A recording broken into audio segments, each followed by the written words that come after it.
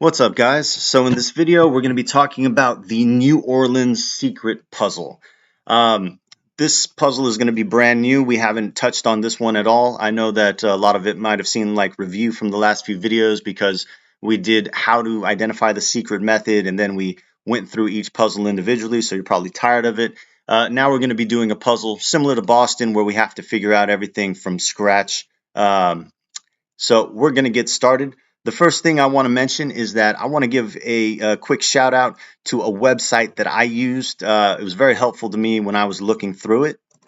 And that webpage is thesecret.pbworks.com. I'll put the link to this website in the description below. But if you guys get a chance, I know I had somebody ask me, for a little bit of information about some of the things in the pictures. I felt like this did a great job explaining some of the items drawn into the pictures. It'll give you a great idea of what things are, and it'll reference things for you pretty well. Also, if you look on the front page, the site summary, it'll give you things like the birth month, the birthstone, the birth flower. And then when we talk about there being a number in the picture, the source of the month number, it'll tell you the time on the clock for San Francisco 6, Charleston 4. For Cleveland, it talks about the triangle having 3 sides. So number 3, Chicago, there's 5 warts on the elf's face. So puzzle 5. And Houston, there were 7 columns. We know that to be 7. In Milwaukee, it talks about the red balls being 2, so the number 2.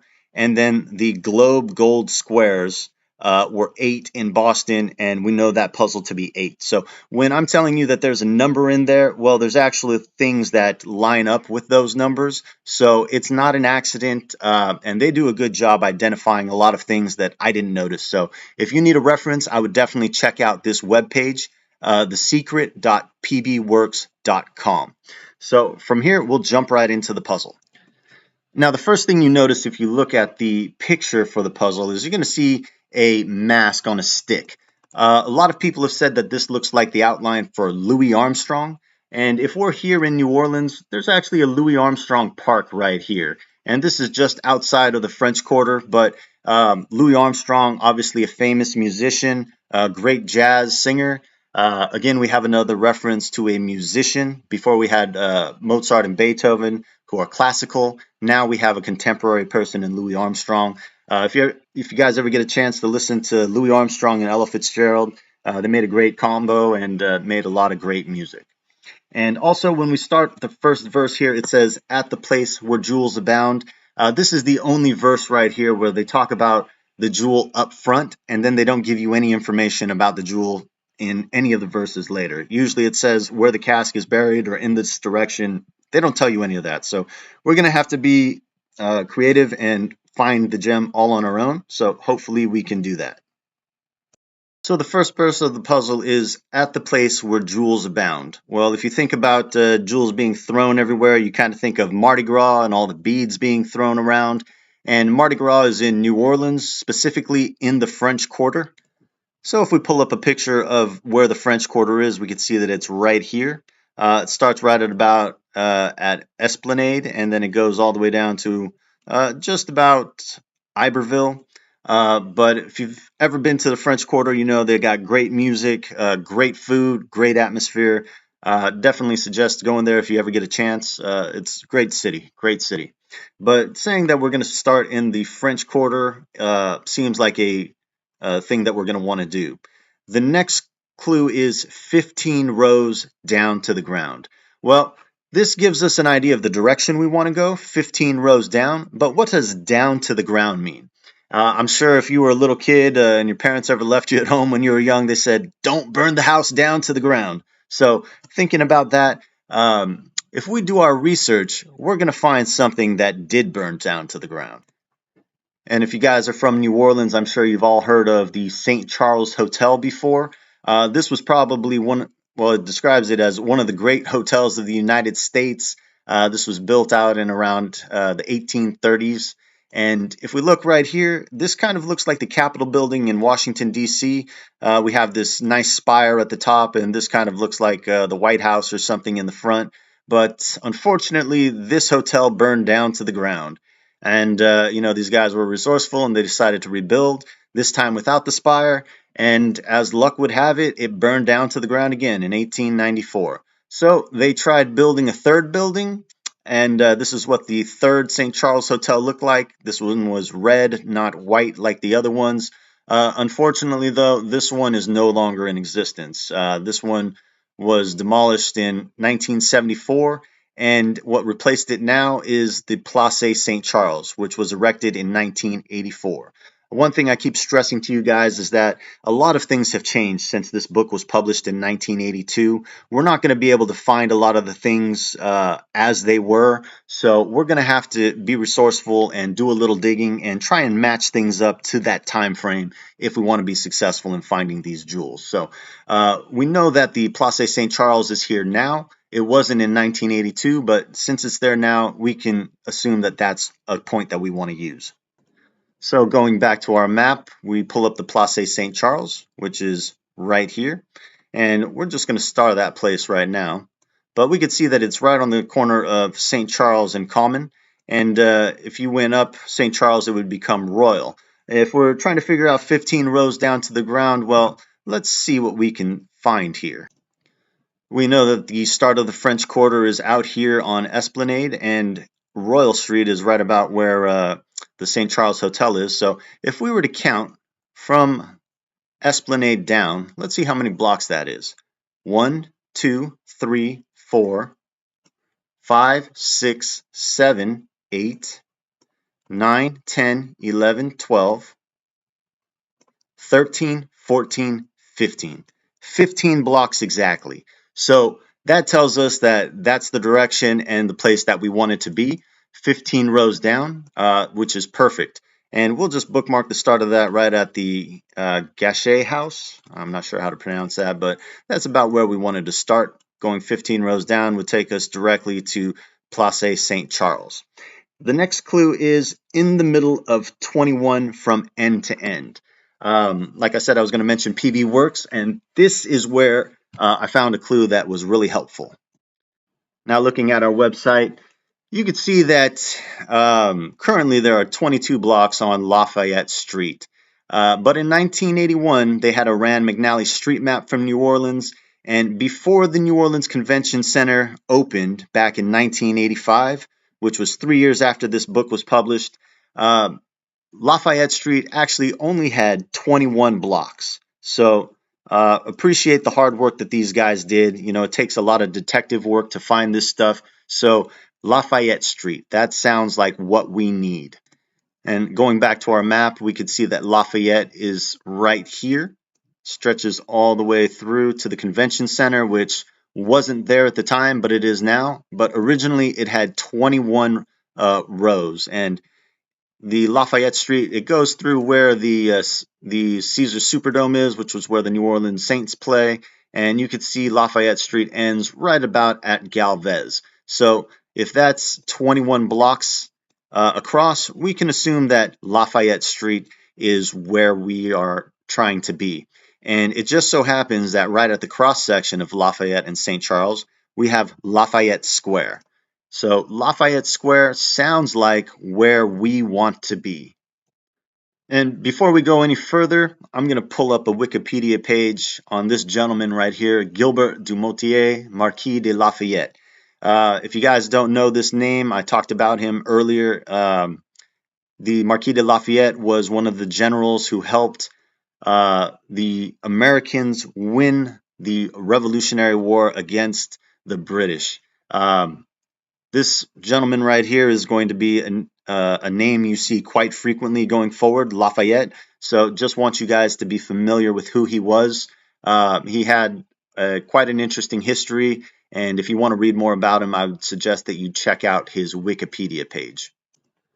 The next clue that we have is only 3 stand watch. Well, if we pull back from the other side from end to end, only 3 stand watch. If we were to zoom in and check out Lafayette Square, we would see that there are actual monuments here. We have one for Benjamin Franklin. There is one of Henry Clay right in the center. And there was also once a statue of a man named John McDonough. If we go boots to the ground, we could see that in May 2012, we actually have a statue of John McDonough right here. And we could see that there's a boy right here and a girl right here. And this boy's image kind of is reminiscent of this. It looks like a trapeze artist or something, but it looks very similar. The story about John McDonough is he was kind of a miser. He was a slave owner and he accumulated a lot of wealth. But upon dying, he donated a lot of money to the New Orleans school districts, which really helped education. And we've heard that line before: education and justice. Well, John McDonough, he was a slave owner, which is probably why his statue is no longer there, but he did a lot for education in the city of New Orleans. If we were to zoom out and just kind of see how the park looks now, you're going to see that as March 2020, the statue has been completely removed. You could see this statue right here of Henry Clay, but John McDonough is no longer there. And if we wanted to look over on the Wikipedia page for Lafayette Square, you could see there's a bronze statue of Henry Clay.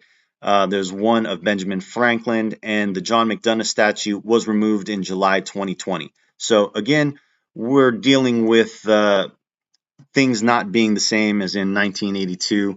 There are going to be more places that are no longer in existence. We just have to be able to recognize that fact.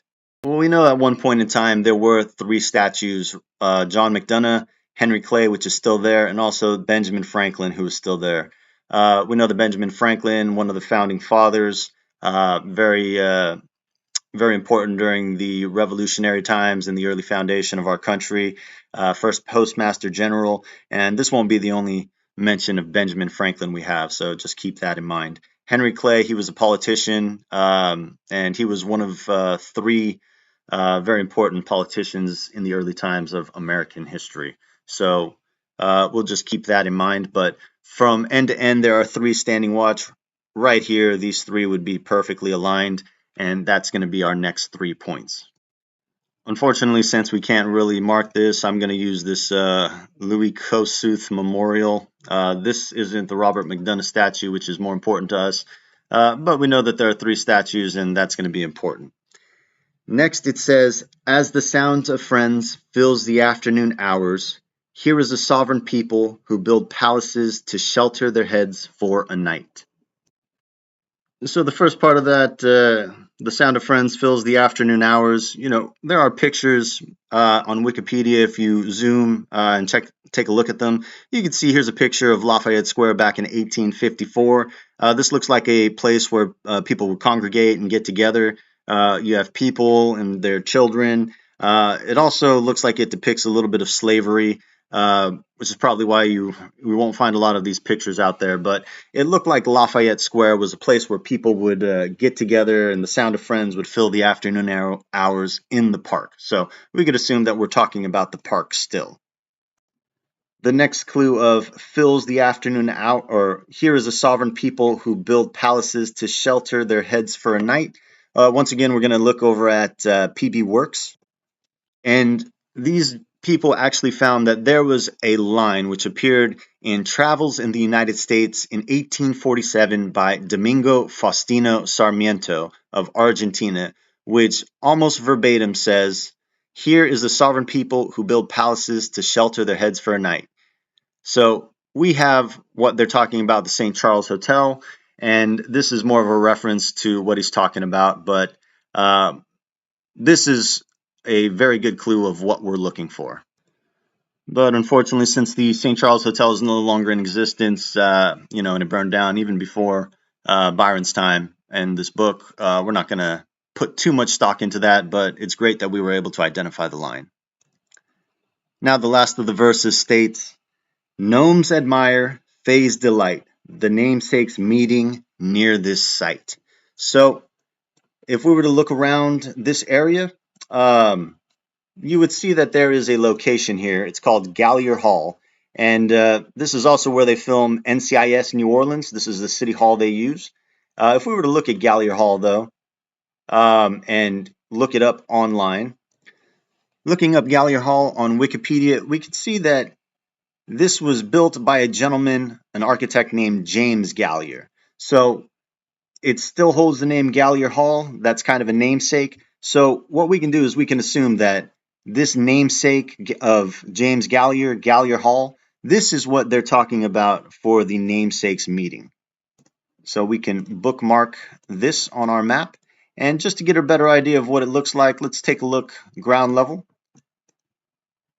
And zooming out, we can kind of see the shape of this Gallier Hall is fairly reminiscent of what we're seeing here on the clock face.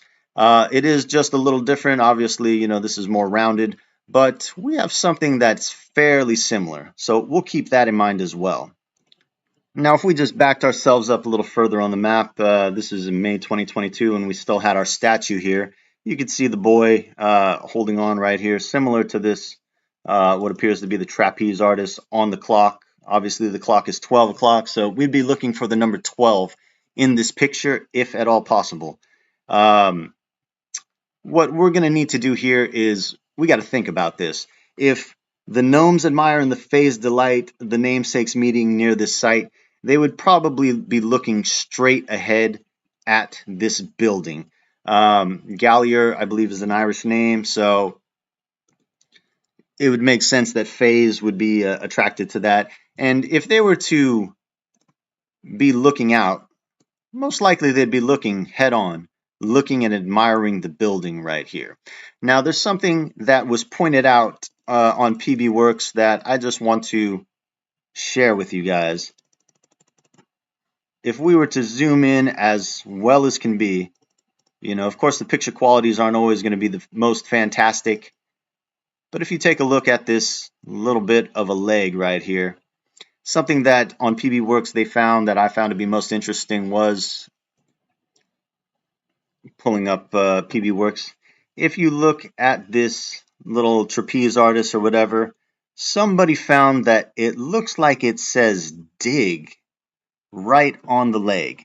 Obviously, the quality isn't the most fantastic, but you can see that the boy's arm is pointed right at his leg, which seems to be very interesting. This kind of broke it open for me. I thought that this was very clever of the person who found this. So thank you, whoever did find this clue, because I think that that's going to be what's going to help us here. Going back to our map, if we were to assume that the boy was pointing down or was like this clock looking downwards, so what we would have to do really is look at this shape right here. If Gallier Hall is where we're pointed at, this clock seems to be pointed directly at Gallier Hall. If this was Gallier Hall, we would say that this is 12 o'clock right here. This is 6, 3, and 9. What the boy is doing, the trapeze artist, is he's pointing just about to 4 o'clock, maybe 3:30, 4 o'clock, where his leg is pointing. If this is 3 and this is 3:30, 4 o'clock, and it says dig, well, we'd be looking right about here. And boots on the ground, whoops, going the wrong way. Boots on the ground, there are several little plaques right here, which kind of commemorate some of the things that have happened. But if we're looking directly straight, we would say 3:30, 4 o'clock in this general area.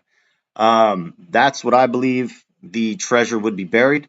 It makes the most sense, and I'm going to show you why when we fill out both the map and the picture. So let's see what we can do. Pull up a map on Paint. We're going to do our best to try and match up the points. And what I'm going to do is I'm going to be doing two maps, one zoomed far out and then one zoomed further in, just because it'll help identify what we're looking at. So if we were to start 15 rows down to the ground, we know that we would be going down Royal Street all the way down to the Place St. Charles, which becomes St. Charles Street, and we'd be going straight down. We'd be going to right about there. Lafayette Street would go from right about there straight through, and then it would go down that way. Unfortunately, the brush might be a little too sharp, but then we also have to decide the three that stand guard, and from Gallier Hall down to where we believe the cast to be buried would look something like this. You would have what would appear to be an X and 2 lines. I'm going to show you what it looks like closer on a smaller map now. And here we are on a zoomed in map, which focuses more on Lafayette Square. I'll be using a smaller brush this time just to see if we can make it a little more clear. So going down St. Charles Street, all the way down, with Lafayette Street being our cross street right here. And Lafayette doesn't actually touch any of these statues right here, but just runs through. Next, we have the 3 statues from end to end, and then Gallier Hall down to where we would want to be. So we have 2 dots and an X, which is very similar to what a 12 would look like on a grandfather clock. Some of the older clocks, you're going to have Roman numerals. Here we have a Roman numeral of 12 right here. And to me, that makes the most sense. We're looking for a 12, and we have found a 12. Next, let's see what we can do over on the picture. You're always going to want to start with the things that you know over the things that you don't know. So we'll start over at the clock first, because we know that if we zoomed in on the map, we have this statue right here, but 3 being right in a row, that kind of would be where the 1 is. And observing from Gallier Hall to where the boy's foot is pointing, we'll say that the moon right here is where Gallier Hall is. And we come down to right about where the boy's foot is pointing. We have 2 1s right there. And we know that there's going to be a cross street, Lafayette and St. Charles or Royal Street. We also know that the Louisiana Superdome is kind of in the way. So if that's the case, when we look over here, we could see that there's kind of a split right here. I would say that that's Lafayette because it's not all in one row. It's kind of split open. This would most likely be Lafayette, but we'll just connect it for now. And then we also know that Royal, when it becomes St. Charles, it curves. So what would make the most sense is that if it came down and then it curved around this line. So maybe I can use a thicker brush here.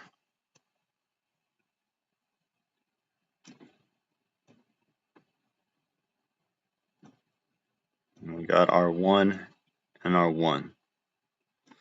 So that's our 12 right there, an X with 2 lines in it. Again, going back to our map, if we look at it, we can see Gallier Hall right here would be kind of in this shape. The boy right here, perfect. And that seems to match up very well to what we're doing. And if that was the case, if the boy was pointing at 4 o'clock and we're using this as our time dial right here, we'd be looking in this general area right here. This is where I believe that it's buried. It makes the most sense using our method.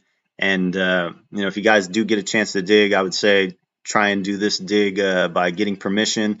Just because, all around here you have the U.S. States Court of Appeals, and I think the Marshal's office is somewhere over here too. So U.S. Marshal Services, this is not a place where you want to get caught up doing something illegal, especially bringing a shovel out there. That might seem a little strange. So if you can get permission, go for it. And just real quick before I forget, want to see if we can make the line in the hand. So if we look at the hand right here, this is the only type of person that we see, the fair person. We could see kind of an X right here. And with the fingers, 2. So again, there we have our number, and on the map and all the other pictures, we have our numbers as well. So we have an X on our map, an X on the picture, and an X in the hand. So hope you guys enjoyed this video. We'll be doing New York next. Talk to you soon.